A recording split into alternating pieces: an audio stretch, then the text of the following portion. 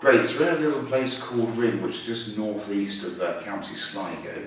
We're on the Atlantis, which is the Quest 32. Got a wonderful piece here that greets you as you come into the beautiful church.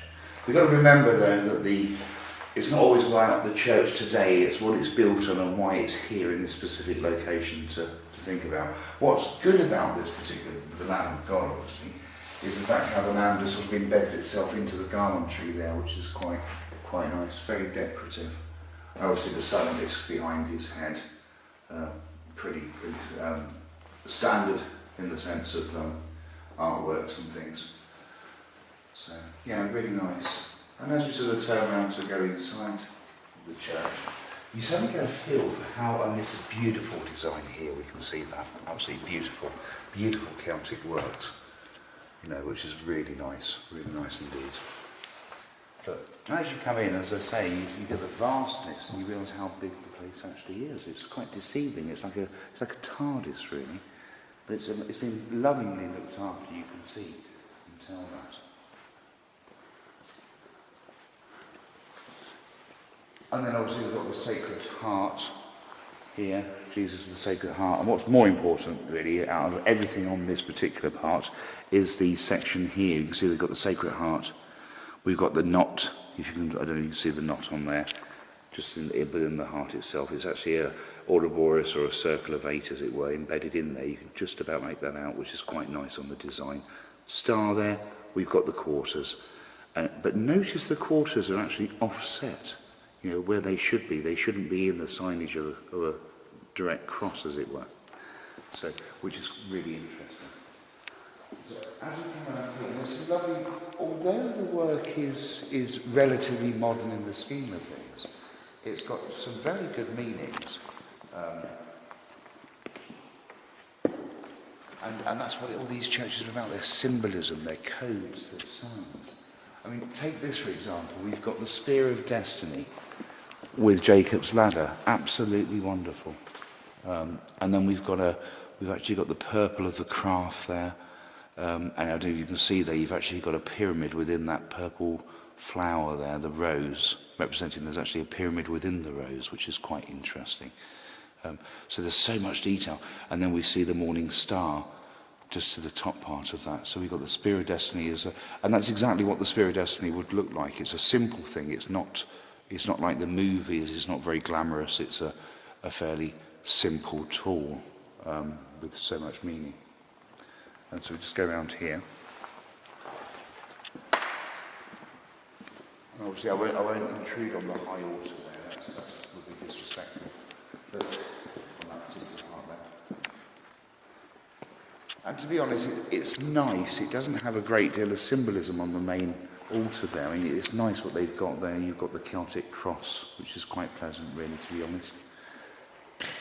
And some plaques ready for...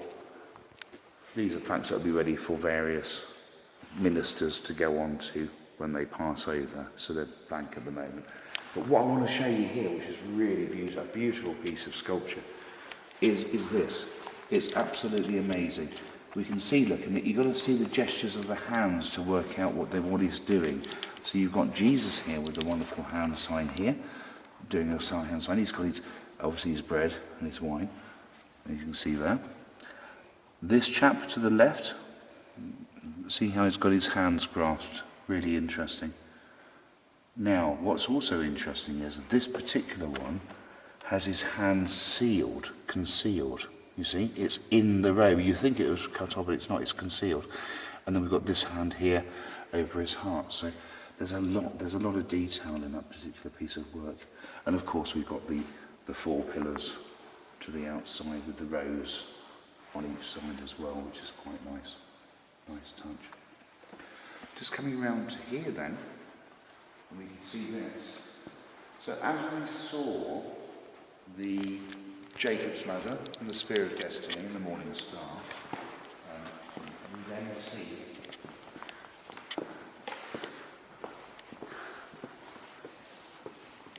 now you're saying that is Boaz. That will be a representation of Boaz, not Yarkin, because it's the wisdom, and the wisdom is hidden and enshrined, and you can see it's got the rope that almost represents the snake going round to hide the serpent knowledge, which is quite interesting. You've got your 3 stars, you've got your Trinity there, you've got your fig leaves, you've got your purple and your blue, the blue of the blue blood, the royal blood in the sense, purple of the craft, and you've got a wonderful, wonderful lily at the bottom.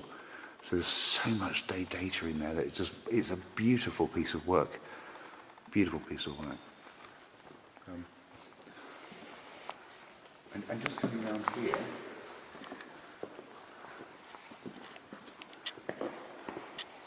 again we've got, so we saw the colours over there as red, as in the, and then here the colours are blue. So we've got that blue and reds together, the oxygenated blood and the deoxygenated blood. And we can see Mary here, which is an absolute beautiful piece. And again, we've got the Sacred Heart there. Now, on this one's different. See, it's a different design. If we zoom in really close and see there, you can see that you've got your 3 roses. You've got the Trinity of the Rose, to be precise in the scripture, the Trinity of the Rose. And then you've got your sword. See the sword going through the heart there? Yeah, so that's a slightly different version to what it is over on the statue of Jesus. So they all have a meaning. Again, we've got the cross offset with the quarters in blue, as I said. So we've got the red and the blue and the red of the blood, of life itself. So, yeah, really nice indeed. There's some lovely little pieces around here about the alleged crucifixion, the alleged process there. I think they're nice art pieces, really, to be fair. And just 2 more things I'd like to show you, then we can hopefully just pan around and give you an idea of what it looks like when you come in the main entrance, really. So the first thing to show you is this wonderful Celtic piece here, and it has so many meanings with regards to Bridget. So, and it's this piece here, which is really, really nice. Now the red would represent a garnet stone, or as we would call it, a nunki, a garnet stone. So, and that's really interesting. We've got the green around the leaves, could be a sprig of acacia, quite possibly. And then we've got it surrounded in gold. So it's being protected by gold, or protected by a gold gas substance. So that's quite interesting. Again, we've got the Celtic signs on there. And then we come into here. And we've got 2 pieces here. So, yeah, there's 3 pieces to show there, I guess. But the 2 pieces here, which is interesting, again, you've got the wonderful artwork here. Just see what they're all doing different things. So the lady to the left, as we can see there, this is the 3 Marys. So we can see to the left we've got the anchor, the grounding part. Yeah. Then we've got a staff of wisdom. Yeah. She's holding the staff of wisdom, the central one. Now the third one, quite interesting, has got where her heart would be, it's an orange urn. So they're all doing something different in the artwork, which is absolutely amazing, absolutely amazing.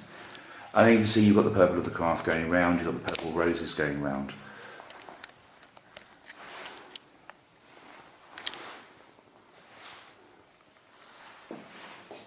Just making sure that is the correct representation. It is. You've got your 12 roses going around the outside there. You can't count the banner parts, but you've got 12. So you've got the 12 apostles there.